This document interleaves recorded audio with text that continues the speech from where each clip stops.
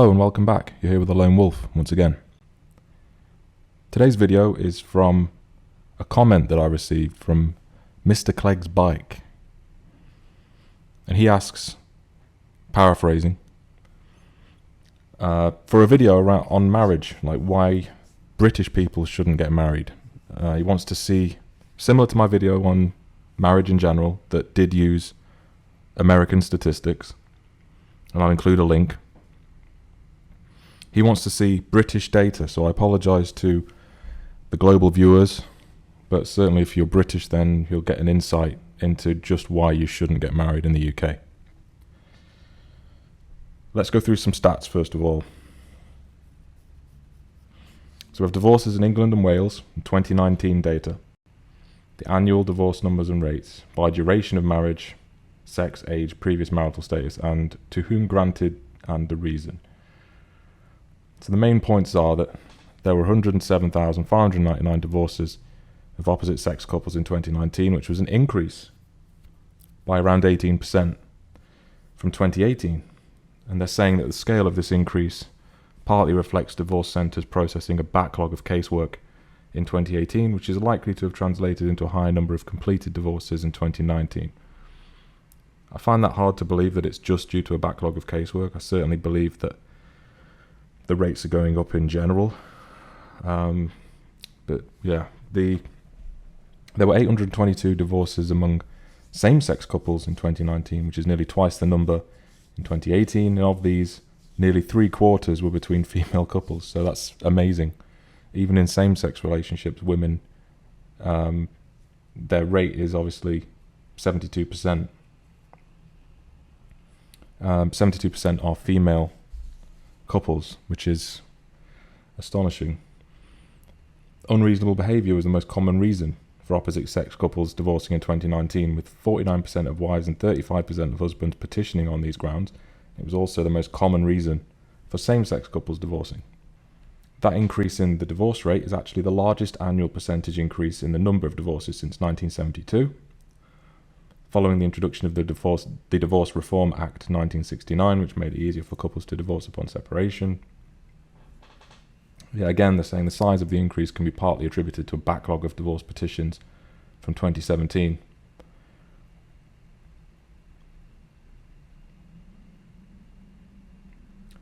Okay, yeah, so they're saying the marriage rate is going down as well. And you can clearly see that from this graph. Divorce rate shot up when they brought in that legislation in 1969, leveled off a little bit, and then it's tailed off, but you can see, yeah, obviously it's just increased around 2019 here, so yeah, I refuse to believe that it's all due to casework backlog, but anyway, you'll see that. Yeah, let's have a look at who's initiating them, see how it compares to American data.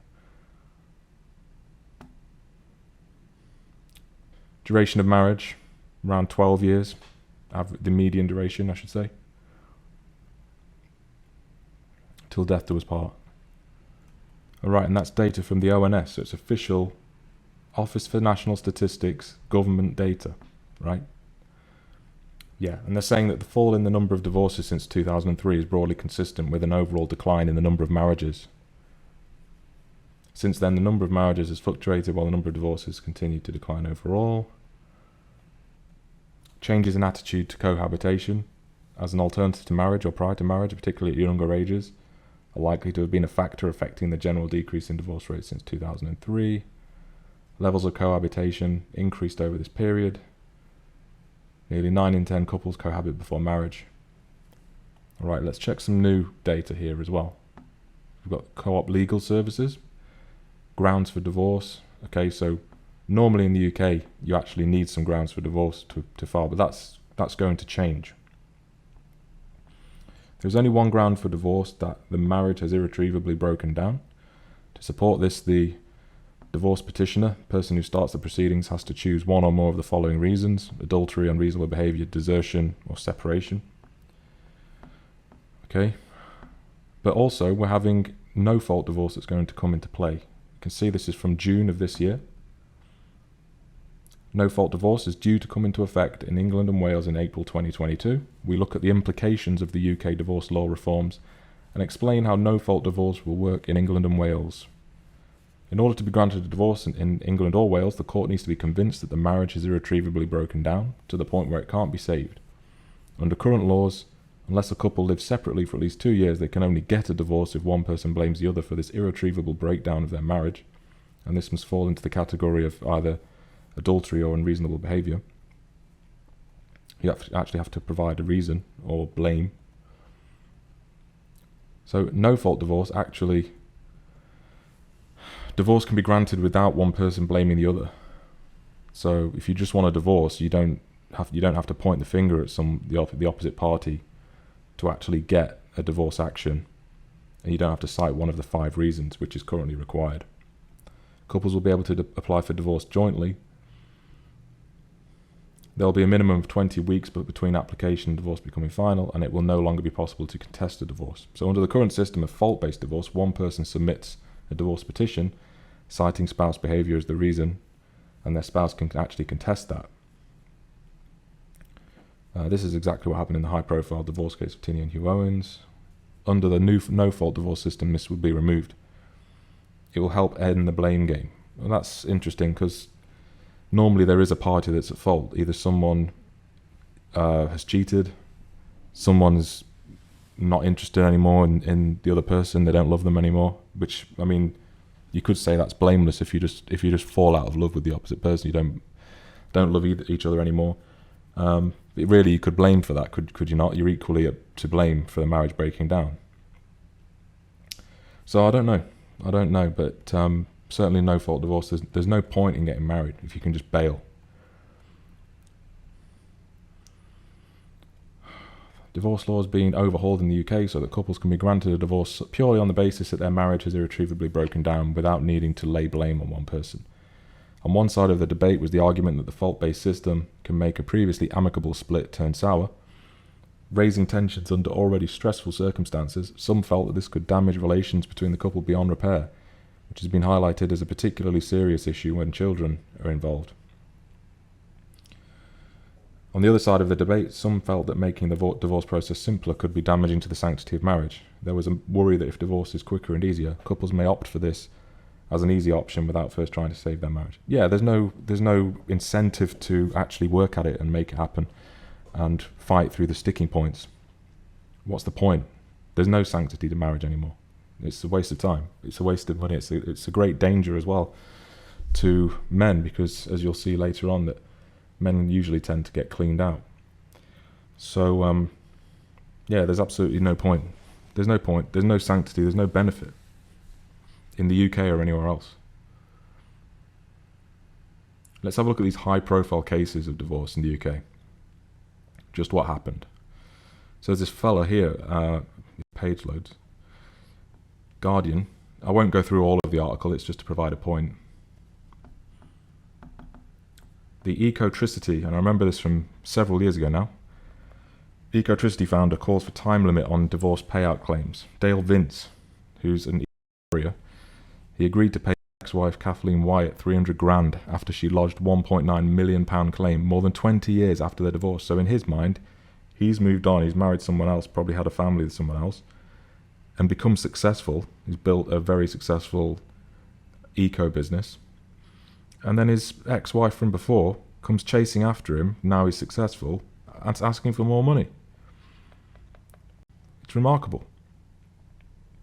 He called for a time limit on divorce cash claims after agreeing to pay his ex-wife 300 grand in a financial settlement. She initially sought 1.9 million from the founder of Ecotricity in a claim lodged more than 25 years after the couple separated and nearly 20 years since their divorce. So normally when you conclude a divorce, you're like, oh, I'm done and dusted with that, I can move on with my life. This fella, he's got chased down for more cash. Vince is a former New Age traveller who became a millionaire businessman long after the couple parted. I mean, what the hell? You don't divorce and then you're entitled to future assets from that haven't even been earned yet. Started a new company, become successful, an ex-wife can come crawling after you. There was a legal battle over whether her claim could proceed, which Wyatt later won in the Supreme Court. Vince described it as a mad decision, and he is accurate. The High Court family judge, Mr. Justice Cobb, sitting in London, approved the pair's decision to settle with the modest award to what? Yeah, it's modest. It's modest to Dale Vince, but it's not modest to most people, is it? 300 grand.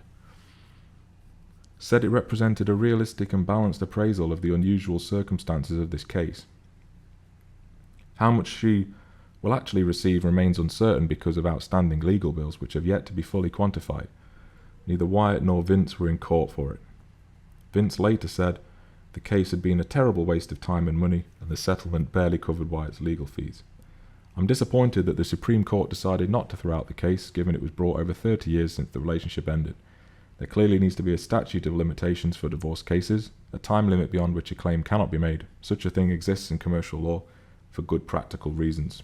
So the couple actually met as students, married in 81, in their early 20s, lived a New Age traveller lifestyle, and then separated in the mid-80s and divorced in 92. And then in the mid-90s, Vince began a successful career, became a green energy tycoon, launched Ecotricity, which is worth about 57 million at the time of the article.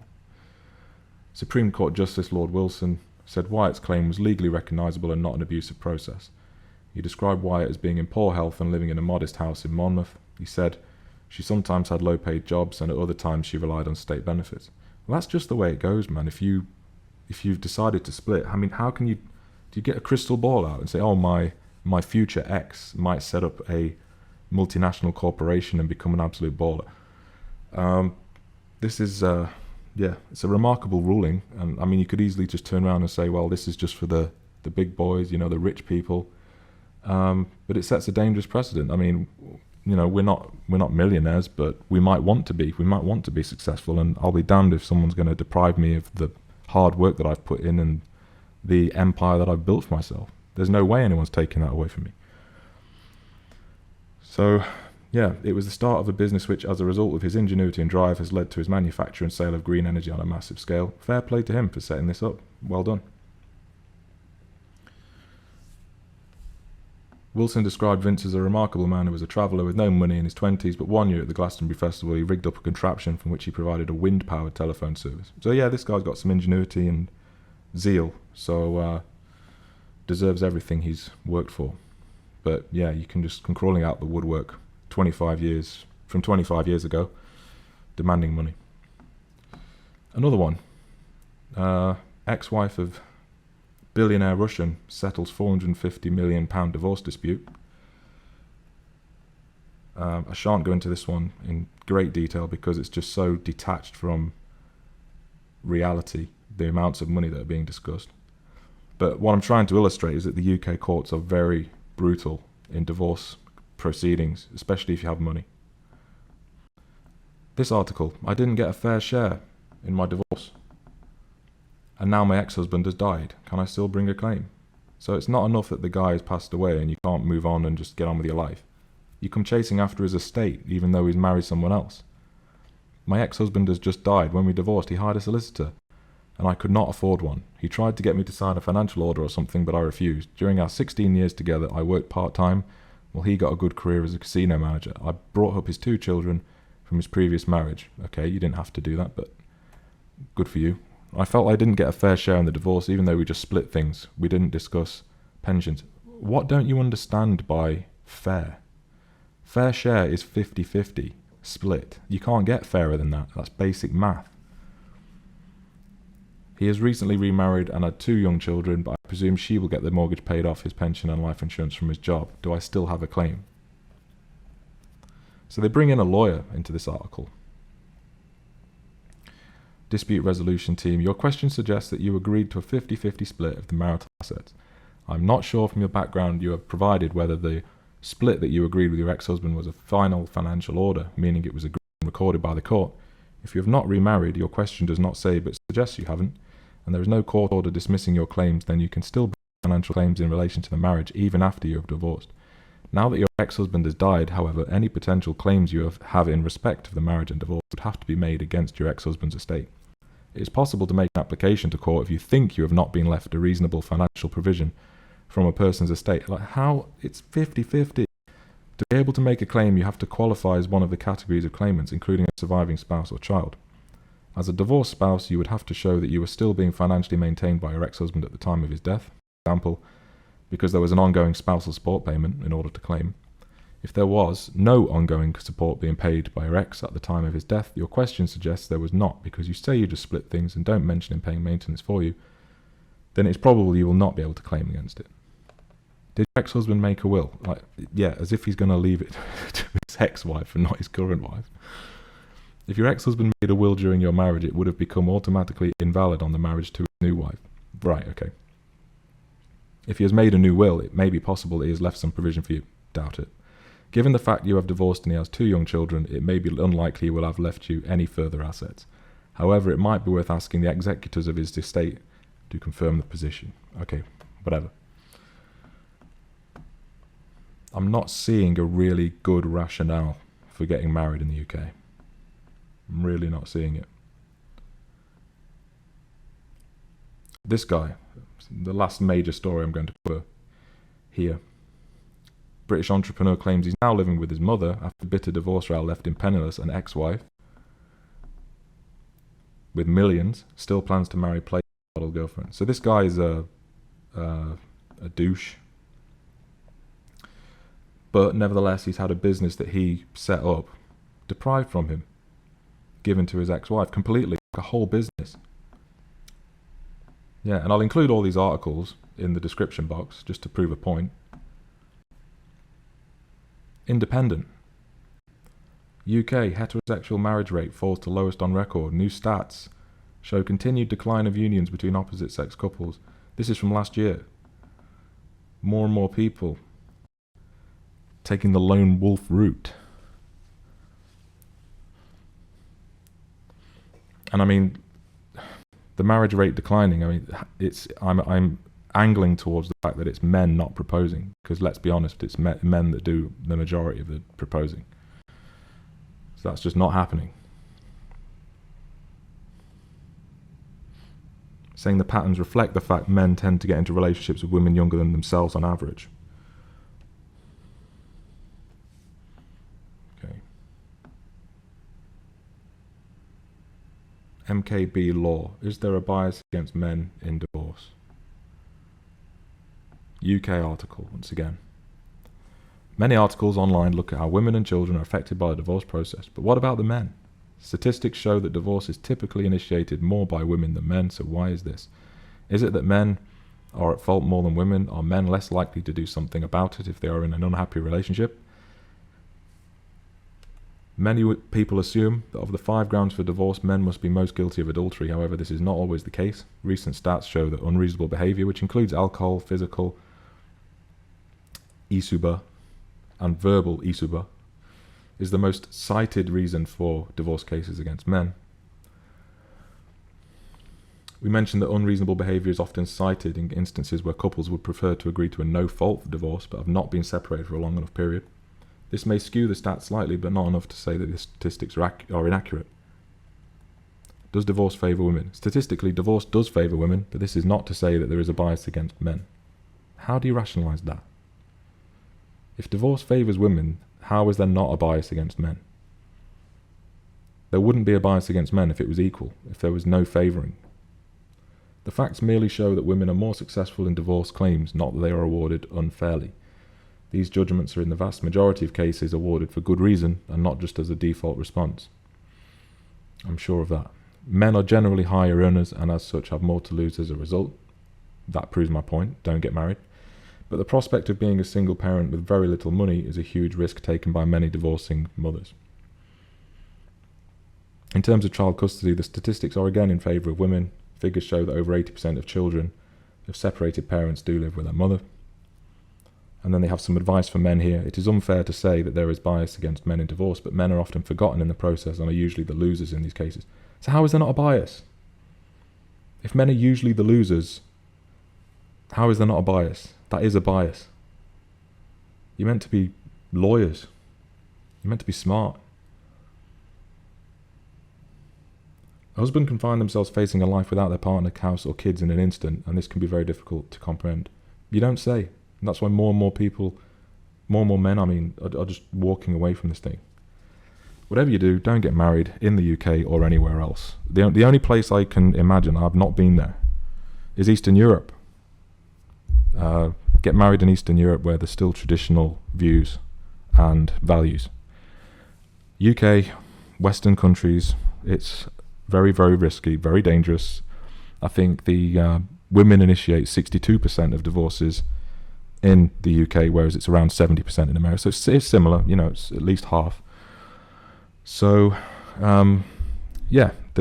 nobody has satisfactorily made the case to me that marriage is a good thing in the modern era anyway. In the 50s, yeah, maybe. But not in the 21st century. You've got to take the lone wolf route and look after your assets, your finances, your freedom, and your independence. I hope you enjoyed that analysis, and thanks again to Mr. Clegg's Bike for asking the question. I'm happy to provide these links and the data for you to check out as well. Thanks for listening. See you in the next video.